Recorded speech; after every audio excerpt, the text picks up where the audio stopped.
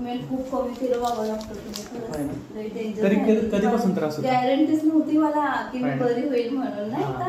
पण मला चालायला वगैरे लागतंय, लागलं आणि दुखणं कमी झालं. मला चालायलाच येत नव्हतं, नाही का. बरोबर. असं चढायला उतरायला पण त्रास होत होता. फक्त आता माझ्या तब्येतीचं बघा आता तुम्ही. तब्येत पण वाढत. त्रास कधीपासून होता, म्हणजे किती वर्ष झाली? गुडघ्याचं तर आधीपासूनच आहे. म्हणजे मला मुलगा झाला होता ना, डिलिव्हरी झाल्यानंतर 1 वर्षानंतर गुडघ्याचा त्रास झाला होता. म्हणजे कंटिन्यू चालूच होता? हा, तरी वर्षभर होतं गुडघ्याचा त्रास. तर ते औषधं गोळ्या इंजेक्शन देऊन ते कमी झालं होतं. आणि कमरेचं तर 5 वर्ष झालं मला त्रास होतोय कमरेचा. हो. नंतर आता मी तुम्हाला दाखवते, तेव्हा तर एवढा भयानक झालं होतं की मला झोपायला सुद्धा येत नव्हतं. बरोबर. एवढा त्रास. आता नाही आहे का? आता नाही. म्हणजे दुखणं नाहीच आहे. एवढं दुखत होतं की माझं, नाही का.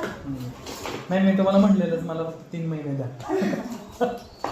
झालं बाबा, जीव आलं माझं दुखायचं थांबल्यामुळे. मेन मला चालायला व्यवस्थित येते. नाही तर मी पूर्ण अर्ध शरीर असं खाली पाडत होते तेव्हा मी चालत होते. पूर्ण माझी ही बाजू वाकली जात होती. नाही, ते काय होतं, पेन किलर न जास्त घेतलं ना तेवढं पुरतं राहतं. हा, तेवढं पुरतं राहतं आणि परत ठणकायला लागतं, मग काय अर्थच नाही.